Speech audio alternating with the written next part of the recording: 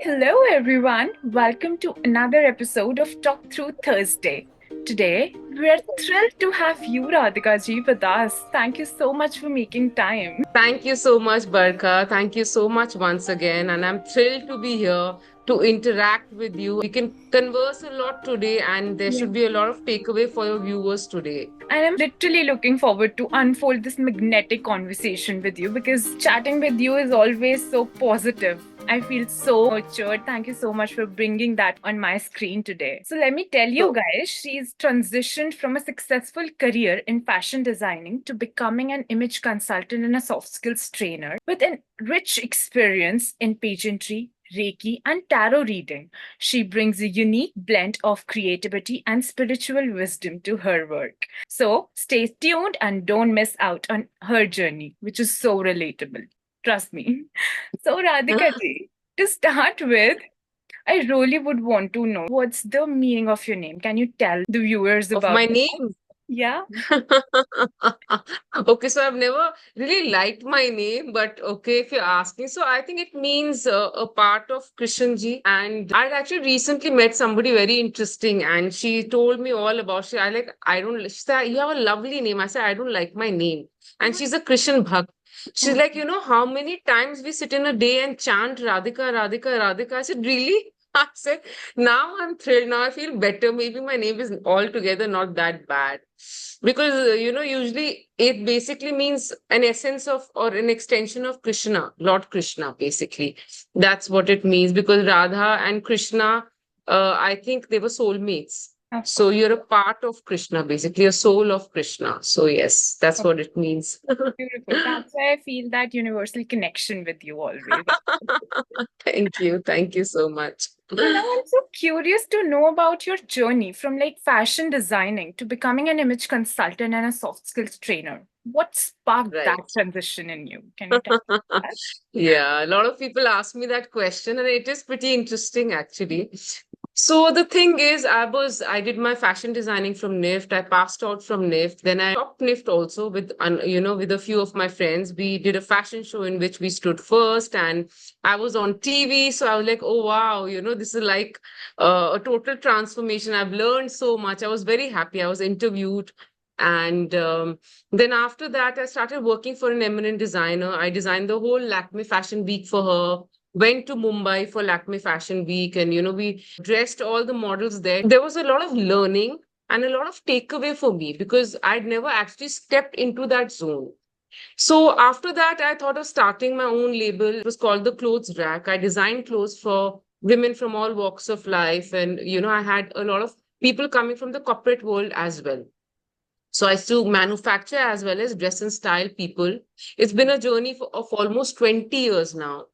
And after that, what happened was after a few years of doing so, people used to come to me, and then specifically people started asking me to style them. They said, your style game is so much on point. Like whatever you pick up and, curate the look, you curate the ensemble you bring together is like, sometimes it was like wow factor for them. So that is how it got me thinking. It was not only one client. There were so many clients who said that there's a lot of need in the market today of somebody who can style very well. So that's how I diversified and made a shift from my manufacturing journey to becoming a trainer and teaching people about image. That's how it came into play. And then I dropped manufacturing because it was too much to handle, it was too A lot of overwhelming and work it and was energy goes exhausting in. me. Yeah, so I dropped that. Then started enjoying teaching. I joined ICBI, learned at ICBI, and that's how my journey began in image. Then after that, once I joined ICBI, I realized that there was a need in the market even for soft skills. And, then I realized what soft skills are and how important it is nowadays to even for yourself, to understand soft skills and also make it a part of you. I'm somebody who loves a journey, who loves to learn and grow. That's my basic nature. So I don't stop at anything that I've learned. I want to keep learning and growing. That's how I am by nature. So that's how I thought, okay, the social skills are extremely important.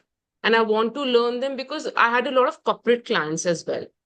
So, and there was a demand for it. So that's how I dived into soft skills. And now I train majorly for soft skills more than image as well. Image. I mostly combine the elements, of course. The two cannot, one cannot do, or one cannot be separated from Go the other. parallelly together. But bottom line, yeah. But bottom line is, there are two sides of a coin. I always explain everybody this. Standalone image can do nothing for you. Standalone soft skills can do nothing for you. The two, when they come in amalgamation or when they're combined into a fine mocktail or cocktail, you call it, then of course, the results are fruitful. It's worth it. So that's how my journey in soft skills began. And I quickly finished actually both my certifications and see today where I am, where the journey's taken me. And I'm quite happy actually about the journey. Yes. Oh wow, that was quite a journey. Like since starting till now, three claps for you for Yeah. that. Oh, The thank you so much. trajectory was always going up. Whatever Yeah. you did it whole. That was amazing. This was a Thank change which was literally beautiful. Thank you. Also, I just feel even if you add one drop at a time, True. it does augment your growth. It doesn't have to be like, that you have to have a full pond at one go or a full ocean at one go. It is one step at a time. So I just feel thoda bhi anything you add will always add value. Some way or the other, you will, of course, utilize it. So knowledge never goes waste. So yes. Not only in other people's life, but also in us as well. We Yeah, grow in as in people. ourselves as well. Absolutely, Barkha. Absolutely. So you also had the rich experience in pageantry, grooming partner and judge as well. Congratulations on that. Right. Thank you so much. Can you Thank share you. a standout moment or a lesson that stayed with you on those pageant days? Sure. So I'm the grooming expert with around 10 pageants in the country. And my pageant journey has actually just fallen on my lap, to be very honest. It just came to me, I started with one and that's how I kept growing. And now I'm like training at two grooming schools as well, for Miss Indias and Miss Universes, and also in the jury of a few pageants. So, yes, the journey has been beautiful and love it. But one stand out, if you say moment or point, which has got me also learning and thinking, about reinventing the scale of pageantry as well, is one of our pageants where we train. It's called Mrs. Capital of India, where they had this beautiful girl. Okay. She was basically differently able. She couldn't hear or speak, and she was very beautiful. And they asked me also that how are we going to train her, how is it going to be, and everything. But she'd got somebody on board, like who could communicate with us through a sign language or whatever. And basically, there was everything perfect about the girl. She was so down to earth, she was extremely confident, very beautiful. And eventually she got trained also, she got groomed also, she picked up every aspect beautifully and made it hers, and eventually she won it also. So for me, it got me really thinking that we should push people who are differently able, because everybody has, if they have the grit, if they have the resilience, if they have the persistence to push through and make their dreams come true, why not? Why not give them a hand holding? So that was something that's really resonated with me and it stayed with me till date. Wherever I've gone, I, discuss or talk about it, and makes me feel also very good, because you're adding so much of value in somebody's life. Yes. And when you get, it's not about anything else, but when they feel that gratitude, or when they feel that, okay, their journey is completed because of you, that's the best and the biggest takeaway for any trainer, any group. Yes. So And that was one thing that really stood out for me. of course. And I think everybody is gifted in a little which way in their own Yeah, life, yeah, of in a course. unique sense. Absolutely. So adding value Absolutely. to Absolutely. their life, it's like maybe heavenly feeling. Absolutely. Yeah. Absolutely. Wow, that was amazing to hear that. But I Thank heard you. a spiritual side of yours, like you mentioned about Reiki. So your work spans Right. from fashion to spiritual practices like Reiki and tarot reading as well. How does these different aspects blend together in your approach to helping clients? Basically, my journey of spirituality has been a part of my journey since the past 20 years now, where I've meditated regularly, almost regularly. I will not say I haven't skipped, I have skipped sometime. But overall, the journey has been very fruitful, and I really believe in evolution of the soul. Spirituality and religion are two very different aspects. People confuse the two. People believe that jaake ek satsang sun ke aao and that's spirituality. No, spirituality means what you imbibe, what is your learning out of it, and how is your soul evolving. What is your Right. soul evolution basically. So, and I used to always love that aspect also. So I learned tarot. I'm a Reiki master as well. I'm a numerologist. I'm an energy healer. And so there are a lot of aspects that I've covered in spirituality, and they've really helped me actually spiritually grow. I wanted to add a lot of wisdom, learn a lot of things, and these things also really help you because they make you so mindful in life in general. Like everybody asks me, how come you're so patient? Where does the patience come from? How come you're so empathetic? So all these aspects are actually revealed when you start living life spiritually from a spiritual perspective.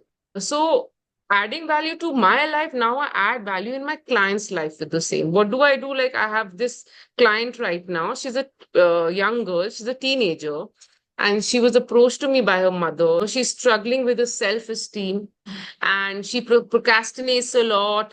Doesn't want to go out and meet people. So a lot of aspects. What she mentioned, I knew she's suffering from very low self-esteem. So how spirituality helps me? It's like a part of life coaching. In the sense, it helps me help them through my journey and my learning and experiences of what works and what doesn't. So I also make bespoke programs where I add a bit of spirituality everywhere where I feel is required. So to boost her self-esteem, I have to work within first. Yeah. So we are working on aspects of raising her self-esteem, boosting her confidence, and a lot of them come with the thought processes of I cannot do it or I do not deserve it. Yeah. So working on what you deserve and what you don't, because maybe in childhood, children tend to hear all this from people around them that you cannot do it. Or Those you, tags you we understand get. in soft skills, we have strokes, right? Yes. What strokes are you given as a child? True. So that also plays a huge role when you realize when you grow up as a teenager beyond, and when you discover some aspect of yours and you realize, oh God, I was just not given the stroke for this, but I have it in me, Of you know. So teaching them that start living out of the box, unshackle yourself from your past or from your past thinking or limitations, and that's how you build their self-esteem bit by bit. It's over a period of a few sessions that I hold for them. And then eventually I work on the image and soft skills wherever it's required. Whatever soft skills are required, I make a bespoke training accordingly. And image, of course, we redefine and reinvent their image so that they feel confident inside out by the end of Oh, it. wow. Making a wholesome human. It's a package, Yeah. whole So, package. yeah, Wow. also a lot of people believe that confidence is not a skill set that can be learned. But through my own journey, because I was an introvert as a child, and today where I stand, people don't even see me like that anymore. And I still am an introvert when it comes to just wanting my space at times, just wanting to be on my own. Yet I'm very powerful when I communicate and stand up and train or groom. So I feel these are aspects that you can learn. It's a learned skill. It develops over a period of time. It's the basic work of anything, even if you think about your life.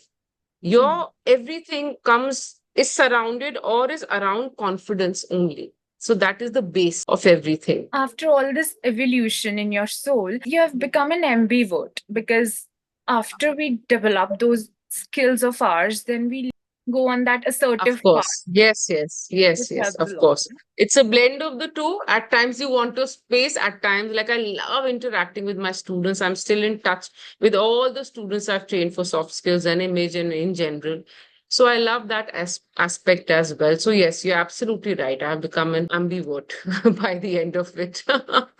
So, what were some of Absolutely. the common hurdles your clients face when they're trying to transform personally? or professionally? And how do you guide them through those challenges? Because you're faced ample in your life and you must have Absolutely, yes. all the experience to share. So please. Most of the clients I've seen, Barkha, who come with a set of fears. There are a lot of underlying fears. What if I cannot make it? What if? So they see a hill. It's like a whole hill in front of them that they need to climb. They just see the end result. When the journey is what you need to focus on, is what I teach. That when you have to climb, think of climbing a ladder. When it comes to climbing a ladder, you don't think of the last rung, that how do I reach the last rung?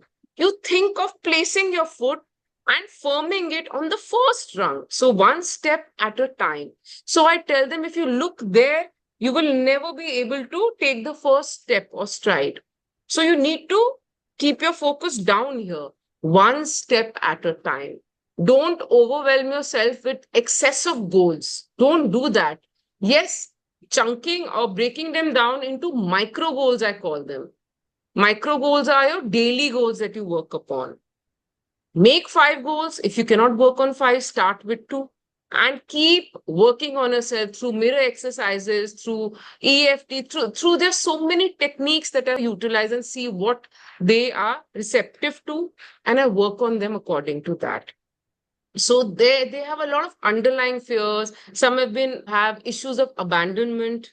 So you work on the abandonment issues, through hypnosis or through processes of meditations and other stuff. So there are a lot of activities or a lot of concepts that are there that are available nowadays, and which I've learned over my practice, that what works good for what, or what Yes, goes with what. yeah.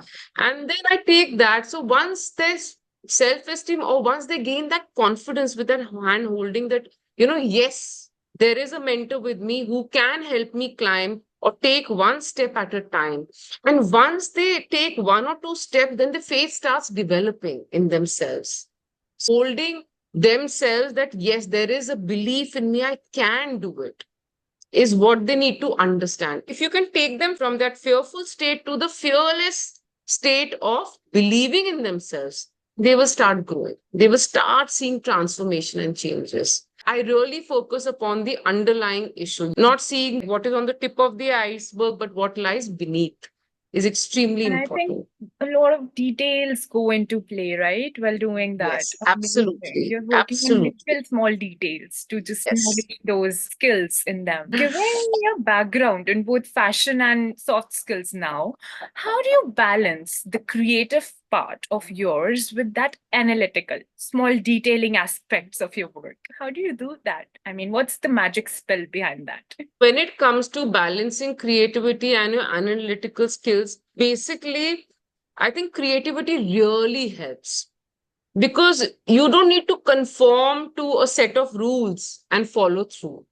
Creativity helps me think out of the box and find ways and solutions. If one thing doesn't work, what are the other solutions that I have that I can pull out of my bag and share it with a client and try it on a client and see what creates that impact. So creativity does help in a very big way. Firstly, being an introvert also makes you highly creative. Eventually, it's all about helping them. It's about the client and not about you. So what works for them, I think, is the best strategy. Okay. So combining the two, understanding what strategy I need to take, a lot depends on my creative bent. How can I be more creative with my client so that the client understands how to make changes or how to transform their own world, and what are the benefits, what are the gains out of it for them by the end of it. So that really helps, I Personalizing it think. for them, basically. Lastly, could you share a story from your career that really resonates with your personal self and something that showcases the impact of your work or a memorable client success? There's been this one client who's really impacted me, and I felt so good helping him. He's the CEO of a company, somebody very well placed, and I think everybody knows him also really well. And that's how, like, nothing of his was showcased on any of my pages, because he said that, please, I don't want that everybody should know what all I've got done and worked upon. A basic thing with him was he reached out to me. It was a very unique training which I had never done before. It was very challenging. At the same time, very exciting also, because I wanted to see what result do I get out of it. How can I impact and, create changes for him? So this client basically was gay, and he was right at the top in a company. Okay. And his challenge was every day he used to say, I'm very depressed whenever I wake up and dress myself up and leave for work. And whenever I reach the premises, I have so much of fear and I start shuddering beforehand, before stepping into the premises, because I know what I'm going to get. So I asked him, what is it that you get? So he's like, when I enter the premises of my workplace, what happens is whenever I'm crossing through the corridor, passing by the corridor, the people standing, they've all like, they form those small, small groups, and they're all like whispering to each other. They're all giggling around me and things like that. So I said, why? So he's like, I think it's because of my body language, and some aspects of me are known to them. I think they know I'm gay and they make fun of me. I want to create that authority because they all don't take me seriously. What can I do about it? So we started working firstly on his self esteem. Again, the journey started from there. We had about 8 to 10 sessions for him, in which we started working on his basic low self esteem, combine it with elements of design, making a shift from yin to yang, the style scale, understanding his personal style. Then we did a complete wardrobe evaluation for him. For shoulders, he had very rounded shoulders. So basically, we gave him strong shoulder pads. We changed his body language. I told him that your core needs to be engaged and elongated. Shoulders need to be rolled back. Chin always needs to be up. When you're conversing with somebody, don't be over friendly. You need to draw a line. So we worked on assertive communication as well. His communication, verbal and non-verbal. Then also changed his hairstyle, everything about him. And wardrobe, he'd given me a free hand, which was great. That work on my wardrobe. Whatever you want to switch from my wardrobe, you please do. But I always say it's not again about us. It's not Right. about the image consultant Yes. who's dressing you. You have to, of course, pick out elements that work for you, however, Definitely. closer to your personal style. You Yes. cannot negate the impact of your personal style, because eventually you will not be comfortable donning an ensemble or For a long outfit. time. Even if I choose or whoever chooses, it will not work in your favor. But he followed through very religiously. He was there, he was present, he wanted. So somebody who was really there to make a change and wants the change to happen, it works for them. And eventually, when things started changing, I told him, get back to me after a month, after we finished all the sessions. After a month, he gave me a response and he told me, Radhika, I'm so thankful to you. And he sent me flowers with a nice card on it that, thank you for saving my life, taking my journey from being fearful to fearlessness and standing up for myself. You instilled that belief in me. So these words really touched my heart and I felt so good. He used to have sleepless nights. He used to fear going. Imagine every morning you wake up, in spite of having so much of money, everything is there for you, but you're still so unsure of your own identity and always worked up. So at least he could breathe in peace. So I have That's how to I see it. salute to you, Radhika, for doing Yeah, that and making no, it no. It's like it's it's difference my in work. somebody else's You know life. how it is. It's your work. Huh? But touching somebody's life, I think the most satisfactory part of doing this or the journey is when you touch somebody's life and actually transform something for them. True. But that change actually makes you satisfied and so good. So Okay. that is the biggest takeaway for you, The sense as of a bliss they trainer, as a feel after you giving yes, yes, of and course. serving That is them. the Amazing. actual sense of being in a state of blissfulness. Absolutely. Thank you so much, Radhika, for doing this and sharing your insightful journey with us. I'm so glad. I'm so glad. We all inspire each other in some way or the other. I tell my Definitely. students also that, Barkha, that don't think I'm standing here and training, I'm a teacher. I'm also learning a lot from you. It's a journey. There's so many times you learn from your students as well. Any trainings, any student who's impacted you from their journey. So you gain a lot as well as a trainer. So Every it's bond both is ways, like I give think. and take, and literally, if we have the urge of learning, we tend to learn and improve upon Absolutely. ourselves. I wish you all the best. And for our audiences, before we wrap up, we did love to hear from you that what was the biggest takeaway for you from today's episode? Please tell us and stay tuned for more engaging episodes and conversations like this on Talk Through Thursday. Thank you, Radhika, for making time once again. Thank you so much for having me, Barkha. In fact, I think you're also helping so many people through your talk show, and they also understand where to reach and who to reach out to in times where they are stuck or in times of adversity when they need somebody. Yeah. So I think that guiding factor and that knowledge gain comes through you as well. So, hats off to you for what you are also showcasing and with all your talk shows. Thank you so much. Means a lot. See you next time. Bye. Take care. All the very best. All the very best. Thank you.